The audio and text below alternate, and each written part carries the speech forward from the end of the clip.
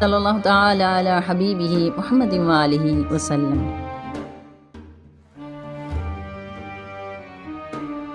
اللہ تعالیٰ نے قرآن پاک میں یوں فرمایا ہے، جو لوگ اللہ کے لیے جد و جہد کرتے ہیں اللہ ان پر اپنے راستے کھول دیتا ہے۔ اللہ تعالیٰ کے برگزیدہ نبی حضرت ابراہیم علیہ السلام کی ولادت کسدیوں کے قدیم شہر اور میں ہوئی، جو جنوبی عراق میں فرات کے کنارے بابل اور نینوا سے پہلے آباد تھا۔ محل وقوع کے اعتبار سے یہ مقام آج کل تل ابیب کے نام سے موسوم ہے۔ لفظ ابراہیم اب اور راہم سے مرکب ہے، جس کے معنی مہربان باپ کے ہیں۔ حضرت ابراہیم علیہ السلام کے والد طارح کا انتقال حضرت ابراہیم کے بچپن میں ہو گیا تھا۔ حضرت ابراہیم کی پرورش ان کے چچا نے کی۔ چچا کے تراشے ہوئے بت بادشاہ اور اعلیٰ حکومتی عہدیدار پوجتے تھے، اس لیے انہیں آدار کے لقب سے پکارا جاتا تھا۔ آدار کلدانی زبان میں بڑے پجاری یا معبد کے محافظ کو کہتے ہیں۔ قرآن مجید میں اس کا ذکر آزر کے نام سے کیا ہے۔ چونکہ عربی زبان میں باپ اور چچا کے لیے ایک ہی لفظ استعمال ہوتا ہے، اس لیے قرآن مجید میں آزر کے لیے ابی یعنی اس کا باپ کا لفظ استعمال ہوا ہے۔ تل ابیب ملک میں ان دنوں ستارہ پرستی کی جاتی تھی۔ ارواح پرستی بھی ان کے عقائد میں شامل تھی۔ اللہ پر ان کا اعتقاد تھا، لیکن ستاروں کو خدا کا شریک سمجھتے تھے۔ 3 وقت ستاروں کی پوجا کی جاتی تھی۔ اس قوم کا عقیدہ یہ تھا کہ ہر ستارے میں ایک روح آباد ہے اور روحیں نیک یا بد ہوتی ہیں۔ بری روحوں کے بارے میں ان کا گمان تھا کہ نظر و نیاز، چڑھاوے اور بھیٹ دینے سے خوش ہوتی ہیں۔ نیک روحوں کو خوش کرنے کے لیے رقص و سرور اور گانا بجانا ان کا معمول تھا۔ 20 معبود اور بت مندروں میں رکھے تھے۔ روزی دینے والا، می برسانے والا، اولاد دینے والا، تندرستی عطا کرنے والا اور مختلف حاجات کے لیے الگ الگ بت تھے۔ برٹش میوزیم اور فلاڈیلفیا امریکہ کے میوزیم کی مشترکہ ٹیم نے اس شہر کے آثار دریافت کیے ہیں۔ وہاں سے ملنے والے کتبات کے مطابق تقریباً 5000 بتوں کے نام ملے ہیں۔ ہر شہر کا ایک محافظ خدا تھا جو دوسرے معبودوں سے زیادہ محترم سمجھا جاتا تھا، اور شہر کا خدا چاند دیوتا تھا۔ شماش یعنی سورج دیوتا دارالحکومت کا محافظ بت تھا۔ بادشاہ کو سورج دیوتا کا بیٹا سمجھا جاتا تھا۔ لوگ اپنی آمدنی کے علاوہ غلہ اور دوسری چیزیں مندر میں نظر کرتے تھے۔ باغ، مکانات اور زمین مندر کے لیے وقف تھیں۔ پجاری کے فیصلے خدا کے فیصلے سمجھے جاتے تھے۔ بادشاہ کی پرستش کی جاتی تھی اور دربار شاہی میں سجدہ کیا جاتا تھا۔ حضرت ابراہیم علیہ السلام کی ولادت سے پیشتر بادشاہ وقت نمرود نے خواب دیکھا کہ آسمان میں ایک بہت بڑا اور روشن ستارہ چمک رہا ہے۔ شاہی نجومیوں نے تعبیر بتائی کہ مملکت میں اس سال ایسا بچہ پیدا ہوگا جو سلطنت کے لیے خطرہ بن جائے گا۔ بادشاہ نے شاہی فرمان کے ذریعے ملک بھر میں حکم جاری کیا کہ جو بھی بچہ اس سال پیدا ہو اسے قتل کر دیا جائے۔ روایت کے مطابق حضرت ابراہیم علیہ السلام کی والدہ عوشہ ایک غار میں روپوش ہو گئیں۔ وہیں آپ کی ولادت ہوئی اور بچپن گزرا۔ حضرت ابراہیم علیہ السلام سینہ شعور کو پہنچے تو ہر طرف بت پرستی اور ستارہ پرستی ہو رہی تھی۔ انہوں نے سوچا کہ پتھر کی مورتیاں میرا چچا اپنے ہاتھوں سے بناتا ہے اور جس طرح اس کا دل چاہے ناک، کان، آنکھیں اور دیگر اعضاء تراش لیتا ہے۔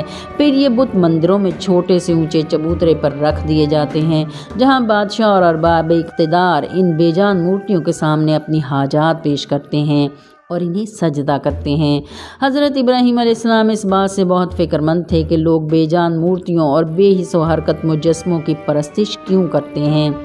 اللہ نے حضرت ابراہیم علیہ السلام کو نور فراست سے نوازا تھا۔ آپ جانتے تھے کہ بت سنتے نہیں، دیکھتے نہیں اور نہ کسی بات کا جواب دیتے ہیں، کسی کو نفع نقصان نہیں پہنچاتے، اس لیے کہ حضرت ابراہیم خلیل اللہ کے اندر تفکر کا پیٹرن متحرک تھا۔ انہوں نے سوچا جو شے اپنی مرضی سے حرکت نہیں کر سکتی، ہل جل نہیں سکتی، اس سے یہ امید وابستہ کرنا کہ یہ مجھے فائدہ پہنچائے گی یا کسی قسم کا نقصان پہنچانے کا باعث بنے گی، وقت کا ضیاع ہے۔ حضرت ابراہیم علیہ السلام خود ساختہ بتوں کو کسی بھی طرح پرستش کے لائق نہیں سمجھتے تھے۔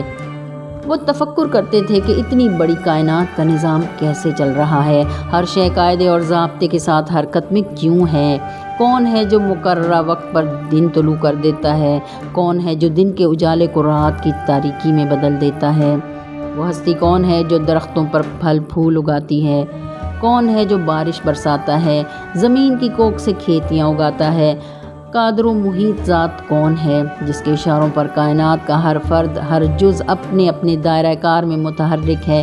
یہ کیسا نظام ہے کہ کہیں بھی اختلاف واقع نہیں ہوتا اور کوئی نظام کسی دوسرے نظام سے نہیں ٹکراتا۔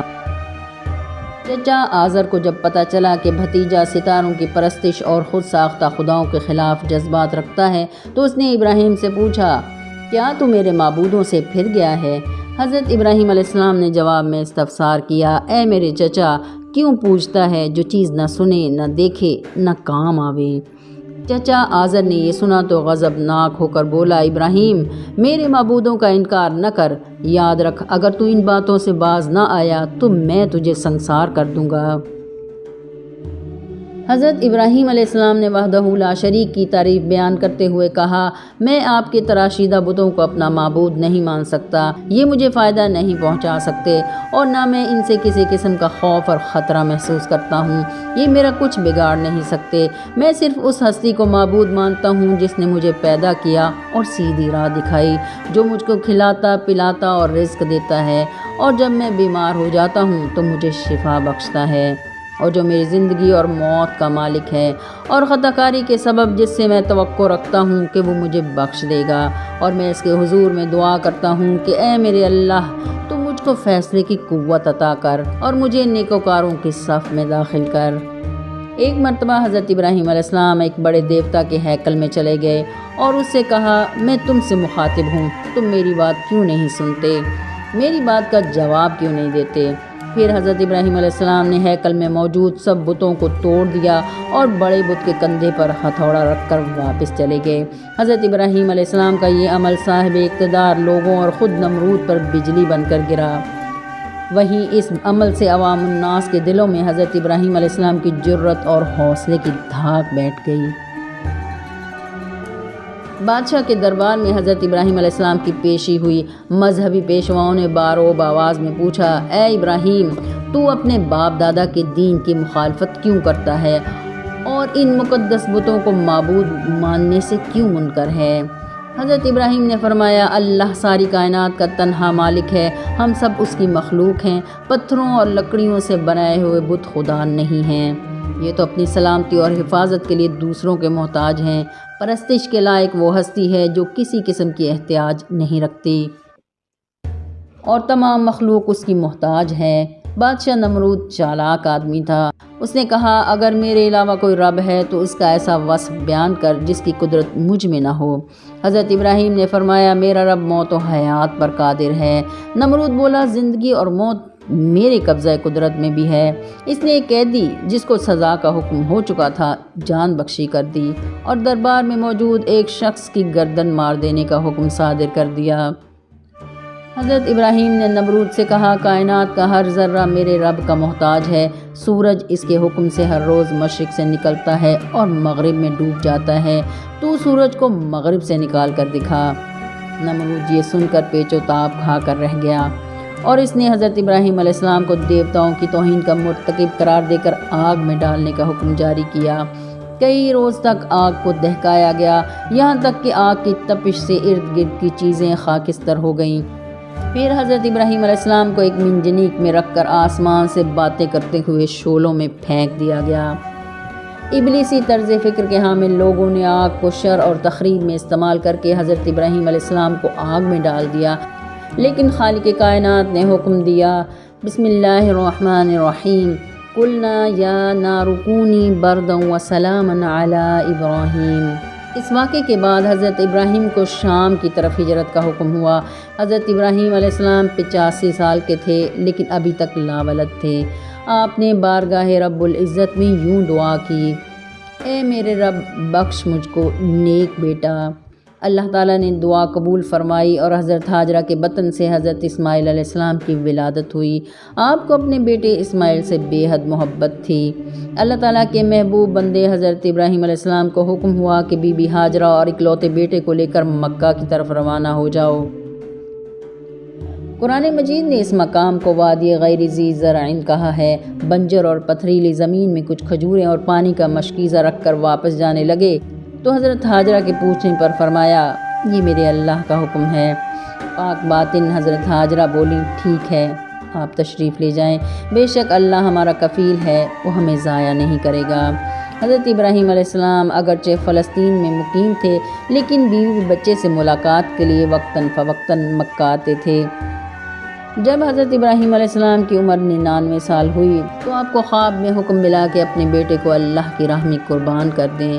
انہوں نے یہ خواب اپنے لخت جگر کو سنایا تو حضرت اسماعیل علیہ السلام نے اللہ کے حکم میں سر جھکا دیا۔ یہ فیضان نظر تھا کہ مکتب کی کرامت تھی، سکھائے کس نے اسماعیل کو آداب فرزندی۔ تاریخ شاہد ہے کہ تسلیم و رضا، تابعداری اور فرمانبرداری کا یہ عملی نمونہ امت مسلمہ کے لیے یادگار بنا دیا گیا۔ جس وقت قربانی کا حکم ملا اس وقت حضرت ابراہیم علیہ السلام کی کوئی اور اولاد نہیں تھی۔ حکم کی تعمیل میں حضرت ابراہیم اور حضرت اسماعیل کا عملی اقدام بارگاہ رب العزت میں قبول ہوا، اور یوں ارشاد ہوا، اور ہم نے اس کو پکارا یوں کہ اے ابراہیم تو نے سچ کر دکھایا، خواب ہم یوں دیتے ہیں بدلہ نیکی کرنے والوں کو، بے شک یہی سری جانچنا ہے۔ آیت میں تفکر کرنے سے یہ بات سامنے آتی ہے کہ حضرت ابراہیم علیہ السلام آزمائش میں جب پورے اترے تو اللہ نے انہیں انعام و اکرام سے نوازا، اور قربانی کی یہ سنت رہتی دنیا میں جاری کر دی گئی۔ قرآن پاک میں یوں ارشاد ہوتا ہے، اور یاد کرو جب آزمایا ابراہیم کو اس کے رب نے چند کلمات کے ساتھ تو اس نے پورا کر دیا انہیں۔ پھر فرمایا اللہ نے بناؤں گا تجھے لوگوں کے لیے امام۔ نقیب الاولیاء پیر و مرشد الشیخ عظیمی بابا جی صاحب فرماتے ہیں کہ ابو الانبیاء حضرت ابراہیم علیہ السلام نے ستاروں، چاند اور سورج کے طلوع غروب ہونے پر غور و فکر یعنی مراقبہ کیا، پھر اللہ کی وحدانیت کا مشاہدہ کیا۔ فرمان الہی نازل ہوا، میں تمہارے اندر ہوں، تم مجھے کیوں نہیں دیکھتے؟ اور حضرت ابراہیم علیہ السلام نے حضرت جبرائیل کی نشاندہی پر دوبارہ کھدائی کی اور حضرت آدم علیہ السلام کی تعمیر کردہ بنیاد پر اثر نو خانہ خدا کی تعمیر کی۔ یہی قبلہ اول ہے اور یہی قبلہ آخر ہے۔ فرمان الہی ہے تحقیق پہلا گھر جو ٹھہرا لوگوں کے واسطے یہی ہے جو مکہ میں ہے، برکت والا موجب ہدایت راہ جہان کے لوگوں کے لیے۔